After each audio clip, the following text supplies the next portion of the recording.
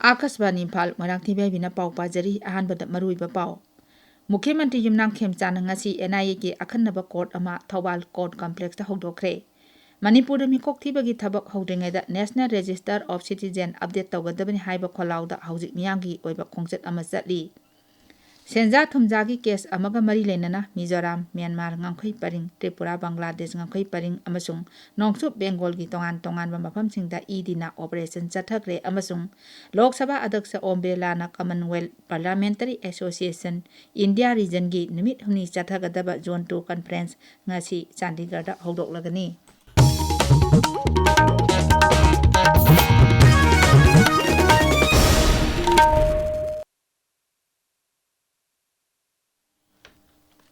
मुख्यमंत्री युमनांगथेम चाना ngasi थौबाल की कोर्ट कॉम्प्लेक्स NIA की अखन्नबा कोर्ट अमा हांगदोखरे हाई कोर्ट ऑफ मणिपुर अमसुंग मणिपुर लेंगा की लॉ एंड लेजिस्लेटिव अफेयर्स ना सिंदुना थौबाल जिला की खांगापोक्ता लेबा कोर्ट कॉम्प्लेक्स पांगथोकिबा थौरम अदुदा वा ngangbada मुख्यमंत्री युमनांगथेम चाना हाई ngasi हांगदोकलिबा अखन्नबा कोर्ट असिना हाना NIA की मरी लेनबा केसिंगदा मणिपुर की मपालदा सेल टिंगना अमदि मतम चंगना चलंबा अदु कोकलगनी मसीना मियामदा अचुंबा वायल फंगनबदा अचौबा मतेंग ओइरगनी मुख्यमंत्रीना हाई समना मणिपुरदा यानाबा NIA की कोर्ट अमा लेबसिना जस्टिस डिलीवर तौबा मतमदा खुमांग चावसनना थुना तौबनी हाइबगी थाजबा थंजरी लोइनना इरांग लेबा लेबांगिना NIA रिलेटेड कोर्ट्स केसि अदुकी मतिक यामना लेबनिना एकोइगी क्लाइंट सिंगना मपानदा चतना याम एक्सपेंसिव ओइना चलंबदुमा हंदरनी हाइबगी अदुगी एंगोंदा हौजे थौरम मदुदा वा ngangbada high court of Manipur की chief justice M Sundaran high अखन्नबा कोर्ट असी NIA एक्ट 2009 की मखादा हांगदोकपनी थौरम मदुदा गृह मंत्री Govindas Konthoujam MLA Surya Kumar justice A Bimol यावना अतै मकोक थोंबा मियोय क्या सरुक याकी तुंगदा मुख्यमंत्री ना कांगलुप मसेल की मरकता नुंसी जानबा पुरकनबा होटनबदा पाउमीसिंगना लौबा याबा थौदांगसिंगी मतांगदा पाउमीसिंगी ओइबा सेमिनार अमा होटल इम्फालदा हौदोकी सेमिनार असी एडिटर्स गिल मणिपुर अमसुंग directorate of information and public relations अनिना पुन्ना खुसमनदुना सिनबनी सेमिनार अदुदा all Manipur working journalist union की प्रेसिडेंट असेंबक्ता मणिपुर हिल जर्नलिस्ट यूनियन की प्रेसिडेंट पीटर अदानी अमसुंग एडिटर्स गिल मणिपुर की प्रेसिडेंट खोगेंद्र खोमद्राम सरुक यारी मणिपुर मिकोक थीबगी थबक हौद्रिङैदा national register of citizen update तौगदबनि हाइबा खोलाउगा लोइनना हौजिक मियांगी खोंचत अमा चटली लुप 13 CSOs of कांगलेपाकना सिंदुना पांगथोकपा मियांगी खोंचत असी इम्फाल वेस्ट की टेडियम ग्राउंडगी हौकी खोंचत असी थांगमैबनगी थाउ ग्राउंड तमना चटकनी मफम मदुदा मियांगी ओइबा मिफम पांगथोकतना मिकोक थीद्रिङैदा मितोपसिंग खंदोकपगा मरी लेनना सरकारदा तक्सिनबगी मतांगदा वाफम कया खनरबि याय मसीगिजु मथक्ता लुपसिंग असिना मियांगा लोइनना पाइखटकदबा थबकसिंगसु ngasiगी मिफम असिदा लेपदबा याय हाइरी इन्फोर्समेंट डायरेक्टोरेट ना सेंजा थुमजागी केस अमगा मरी लेनना Mizoram Myanmar ngangkhoi paring Tripura Bangladesh ngangkhoi paring अमसुंग नोंगचुप बेंगोल की तोंगान तोंगानबा मफमसिंगदा थिहुंबगी थबक चथखरे डायरेक्टरेट असी ऑफिशियल की पाउना हाई केस असिगा मरी लेनना थेजिन हुमजिनबदा ममांग चही ऑगस्ट 18 दा त्रिपुरादगी यामलबा मेथाफेटामाइन अमसुंग हेरोइन ग्राम 90 हेना फागतबा ngangki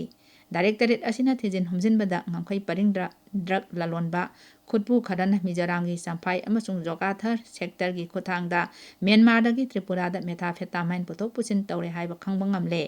केस असिगा मरी लेनना हौजिक फावबदा लुपा कोटी 192 हेना फागतबा ngamle इंडिया मीटोलॉजिकल डिपार्टमेंट हाइरी मणिपुर यावना अवांग नोंगपोकी राज्यसिंगदा ngasi अकनबा नोंग चुगनी लेबाक असिगी समुद्र मपालदा लेबा लमसिंग यावना मफम कयादा नोंग चुगनी हाइरी ताबिरिबा पावसे आकाशवाणी इम्फालदगिनी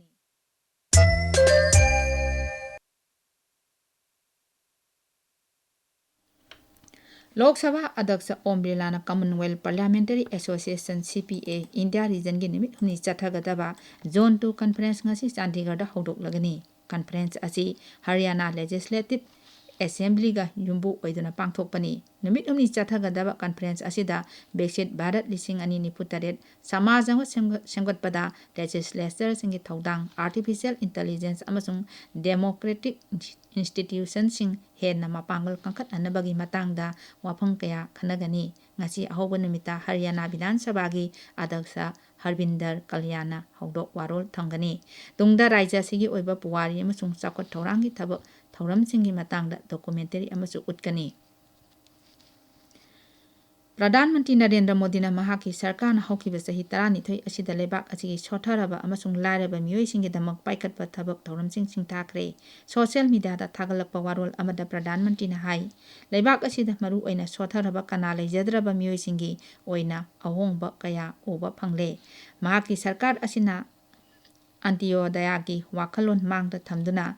ꯂꯩꯕꯥꯛ ꯑꯁꯤꯗ ꯄꯥꯏꯈꯠꯂꯤꯕ ꯆꯥꯎꯈꯠ ꯊꯧꯔꯥꯡꯒꯤ ꯊꯕꯛꯁꯤꯡꯒꯤ ꯀꯥꯟꯅꯕꯁꯤꯡ ꯂꯥꯏꯔꯕ ꯑꯃꯁꯨꯡ ꯁꯣꯠꯊꯔꯕ ꯃꯤꯑꯣꯏꯁꯤꯡꯗ ꯐꯪꯍꯟꯅꯕꯒꯤꯗꯃꯛ ꯂꯦꯞꯇꯅ ꯊꯕꯛ ꯀꯌꯥ ꯄꯥꯏꯈꯠꯂꯤ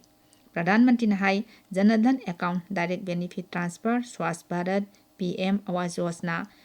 ꯖꯜ ꯖꯤꯕꯟ ꯃꯤꯁꯟ ꯑꯃꯁꯨꯡ ꯑꯌꯨꯁꯃꯥꯟ ꯚꯥꯔꯠꯅꯆꯤꯡꯕ ꯇꯣꯉꯥꯟ ꯇꯣꯉꯥꯟꯕ ꯁ꯭ꯀꯤꯝ ꯀꯌꯥ ꯄꯥꯏꯈꯠꯇꯨꯅ ꯃꯁꯤꯒꯤ ꯀꯥꯟꯅꯕꯁꯤꯡ ꯂꯩꯕꯥꯛ ꯑꯁꯤꯒꯤ ꯃꯤꯄꯨꯝ ꯈꯨꯗꯤꯡꯃꯛꯇ ꯐꯪꯍꯟꯅꯕ ꯍꯣꯠꯅꯔꯤ ꯅꯣꯡꯆꯨꯞ ꯕꯦꯡꯒꯣꯜꯒꯤ ꯃꯨꯈ꯭ꯌ ꯃꯟꯇ꯭ꯔꯤ ꯁꯨꯚꯦꯟꯗꯨ ꯑꯙꯤꯀꯥꯔꯤꯅ ꯍꯥꯏꯔꯤ ꯔꯥꯖ꯭ꯌ ꯑꯁꯤꯒꯤ ꯉꯝꯈꯩ ꯖꯤꯂꯥꯁꯤꯡꯗ ꯂꯩꯕ ꯍꯣꯜꯗꯤꯡ ꯁꯦꯟꯇꯔꯁꯤꯡꯗꯒꯤ ꯑꯥꯏꯟꯅ ꯌꯥꯗꯕ ꯃꯑꯣꯡꯗ ꯆꯪꯁꯤꯜꯂꯛꯄ ꯃꯤꯇꯣꯞ 4,700 ꯕꯪꯒ꯭ꯂꯥꯗꯦꯁꯇ ꯆꯠꯍꯟꯈ꯭ꯔꯦ ꯃꯤꯑꯣꯏ 963ꯅ ꯃꯁꯥ ꯃꯁꯥꯒꯤ ꯃꯔꯝꯗ ꯍꯜꯍꯟꯈꯤꯅꯕ ꯍꯣꯜꯗꯤꯡ ꯁꯦꯟꯇꯔꯁꯤꯡꯗ ꯍꯧꯖꯤꯛ ꯂꯩꯔꯤ ꯃꯨꯈ꯭ꯌ ꯃꯟꯇ꯭ꯔꯤꯅ ꯍꯥꯏ ꯑꯥꯏꯟꯒꯤ ꯋꯥꯡꯃꯗ ꯃꯤꯇꯣꯞꯁꯤꯡ ꯆꯪꯁꯤꯜꯂꯛꯄ ꯍꯥꯏꯕꯁꯤ ꯌꯥꯝꯅ ꯆꯥꯎꯕ ꯏꯁꯨ ꯑꯃꯅꯤ ꯃꯍꯥꯛꯀꯤ ꯁꯔꯀꯥꯔꯅ ꯚꯥꯔꯠ ꯕꯪꯒ꯭ꯂꯥꯗꯦꯁ ꯉꯝꯈꯩ ꯄꯔꯤꯡꯒꯤ ꯀꯤꯂꯣꯃꯤꯇꯔ 553 ꯁꯥꯡꯕ ꯑꯁꯤꯒꯤ ꯃꯅꯨꯡꯗ ꯀꯤꯂꯣꯃꯤꯇꯔ 100ꯒꯤ ꯂꯝ ꯁꯝꯕꯜ ꯈꯥꯅꯕ BSFꯇ ꯈꯪꯍꯟꯈ꯭ꯔꯦ ಶ್ರೀ ಸುವೇಂದು ಅಧಿಕಾರಿನ ಹಾಯ್ ಕೇಂದ್ರ ಸರ್ಕಾರಕ್ಕೆ ನಿಯಮ ಅಮಗಿ ಮತುಂಗ್ ಇನ್ನ ಸಿಟಿಜೆನ್ಶಿಪ್ ಅಮೆಂಡ್ಮೆಂಟ್ ಏಕಿ ಮಖಾದ ಮಿತೋಪ್ನಿ ಖಂಗ್ಲಬ ಮಿಯೋಯ್ಸಿಂಗ್ ಮಸಾ ಮಸಾಗಿ ಮರಮ್ದ ಹಲನ್ನಬಗಿ ಥಬಕ್ ಪಾಯ್ಕಟ್ಪ ಹೌರೆ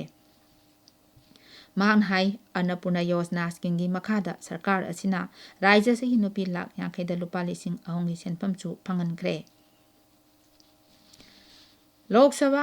ꯑध्यꯛꯁ ꯑꯣꯝ ꯕꯤꯔꯂꯥꯅ ꯍꯥꯏꯔꯤ ꯕꯤꯛꯁꯤꯠ ꯚꯥꯔꯠ 2028ꯒꯤ ꯃꯪꯂꯥꯟ ꯑꯁꯤ ꯏꯅꯣꯚꯦꯁꯟ ꯑꯣꯟꯇꯔꯄ꯭ꯔꯅꯔꯁꯤꯞ ꯑꯃꯁꯨꯡ ꯂꯩꯕꯥꯛ ꯑꯁꯤꯗ ꯂꯩꯃꯤꯟꯅꯔꯤꯕ ꯃꯤꯌꯥꯝ ꯄꯨꯝꯅꯃꯛꯅ ꯄꯨꯟꯁꯤꯟꯗꯨꯅ ꯍꯣꯠꯅꯃꯤꯟꯅꯔꯕꯇꯗ ꯐꯥꯎꯅꯕ ꯉꯝꯒꯅꯤ ꯅ꯭ꯌꯨ ꯗꯦꯜꯂꯤꯗ ꯉꯔꯥꯡ ꯄꯥꯡꯊꯣꯛꯈꯤꯕ ꯀꯣꯟꯀ꯭ꯂꯦꯕ ꯑꯃꯗ ꯁꯔꯨꯛ ꯌꯥꯔꯗꯨꯅ ꯑध्यꯛꯁ ꯑꯣꯝ ꯕꯤꯔꯂꯥꯅ ꯍꯥꯏ ꯑꯣꯟꯇꯔꯄ꯭ꯔꯅꯔꯁꯤꯞ ꯑꯃꯁꯨꯡ ꯅꯦꯁꯟ ꯕꯤꯜꯗꯤꯡ ꯑꯅꯤ ꯑꯁꯤ ꯈꯣꯡꯖꯦꯜ ꯃꯥꯟꯅꯅ ꯆꯠꯃꯤꯟꯅꯒꯗꯕꯅꯤ ꯃꯁꯤꯅ ꯂꯩꯕꯥꯛ ꯑꯃꯅ ꯆꯥꯎꯈꯠꯂꯛꯄ ꯃꯇꯝꯗ ꯃꯁꯤꯒꯤ ꯀꯥꯟꯅꯕꯁꯤꯡ ꯂꯩꯕꯥꯛ ꯑꯗꯨꯗ ꯂꯩꯔꯤꯕ ꯃꯤꯄꯨꯝ ꯈꯨꯗꯤꯡꯃꯛꯇ ꯐꯪꯍꯟꯒꯗꯕꯅꯤ ꯇꯨꯡꯂꯝꯆꯠ ꯁꯦꯝꯕꯗ ꯏꯟꯈꯠꯂꯛꯂꯤꯕ ꯅꯍꯥꯁꯤꯡꯒꯤ ꯊꯧꯗꯥꯡ ꯄꯜꯂꯗꯨꯅ ꯁ꯭ꯔꯤ ꯑꯣꯝ ꯕꯤꯔꯂꯥꯅ ꯍꯥꯏ ꯃꯍꯩ ꯃꯁꯤꯡ ꯈꯨꯠꯁꯥ ꯍꯩꯕ ꯑꯃꯁꯨꯡ ꯃꯇꯝ ꯃꯇꯝꯒꯤ ꯑꯣꯏꯕ ꯇꯦꯛꯅꯣꯂꯣꯖꯤꯁꯤꯡ ꯃꯄꯨꯡ ꯐꯥꯅ ꯈꯪꯕ ꯅꯍꯥꯁꯤꯡꯅ ꯕꯤꯛꯁꯤꯠ ꯚꯥꯔꯠ 2028ꯒꯤ ꯁꯛꯇꯤ ꯑꯣꯏꯒꯗꯧꯔꯤꯕꯅꯤ ꯑꯥꯀꯥꯁꯕꯥꯅꯤꯅ ꯆꯍꯤ 30 ꯁꯨꯔꯛꯄꯒꯤ ꯅꯨꯃꯤꯠ ꯄꯥꯂꯟ ꯉꯁꯤ ꯄꯥꯡꯊꯣꯛꯂꯤ ꯏꯪ 1963 ꯖꯨꯟ 9ꯗ ꯏꯟꯗꯤꯌꯟ ꯁ꯭ꯇꯦꯠ ꯕ꯭ꯔꯣꯗꯀꯥꯁꯇꯤꯡ ꯁꯥꯔꯚꯤꯁꯕꯨ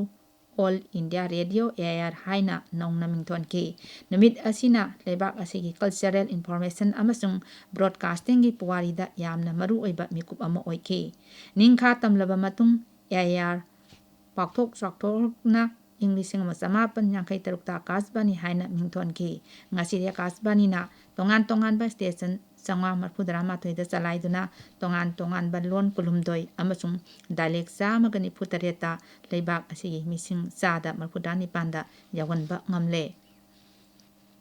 ꯀꯦꯟꯗ꯭ꯔꯒꯤ ꯃꯄꯥꯜ ꯊꯧꯔꯝ ꯃꯟꯇ꯭ꯔꯥꯂꯌꯅ ꯍꯥꯏꯔꯤ ꯏꯟꯗꯣꯅꯦꯁꯤꯌꯥꯅ ꯂꯩꯕꯥꯛ ꯑꯁꯤꯒꯤ ꯑꯦꯛ ꯏꯁ ꯄꯣꯂꯤꯁꯤ ꯊꯕꯛ ꯑꯣꯏꯅ ꯄꯥꯏꯈꯠꯄꯗ ꯃꯔꯨꯑꯣꯏꯕ ꯊꯧꯗꯥꯡ ꯂꯧꯔꯤ ꯅ꯭ꯌꯨ ꯗꯦꯜꯂꯤꯗ ꯏꯟꯗꯣꯅꯦꯁꯤꯌꯥꯒꯤ ꯃꯄꯥꯜ ꯊꯧꯔꯝ ꯃꯟꯇ꯭ꯔꯤ ꯁꯨꯒꯤꯌꯣꯅꯣ ꯑꯃꯁꯨꯡ ꯃꯄꯥꯜ ꯊꯧꯔꯝ ꯃꯟꯇ꯭ꯔꯤ ꯗꯣꯛꯇꯔ S. ꯖꯣꯏꯁꯪꯀꯔꯒ ꯋꯥꯔꯤ ꯁꯥꯟꯅꯕꯗ ꯋꯥꯐꯝ ꯑꯁꯤ ꯁ꯭ꯔꯤ ꯖꯣꯏꯁꯪꯀꯔꯅ ꯐꯣꯡꯗꯣꯛꯈꯤꯕꯅꯤ ꯑꯔꯣꯏꯕꯗ ꯃꯔꯨꯑꯣꯏꯕ ꯄꯥꯎ ꯑꯃꯨꯛ ꯃꯨꯈ꯭ꯌ ꯃꯟꯇ꯭ꯔꯤ ꯌꯨꯝꯅꯥꯝ ꯈꯦꯝꯆꯥꯟꯅ ꯉꯁꯤ NIAꯒꯤ ꯑꯈꯟꯅꯕ ꯀꯣꯔꯠ ꯑꯃ ꯊꯧꯕꯥꯜ ꯀꯣꯔꯠ ꯀꯝꯄ꯭ꯂꯦꯛꯁꯇ ꯍꯧꯗꯣꯛꯈ꯭ꯔꯦ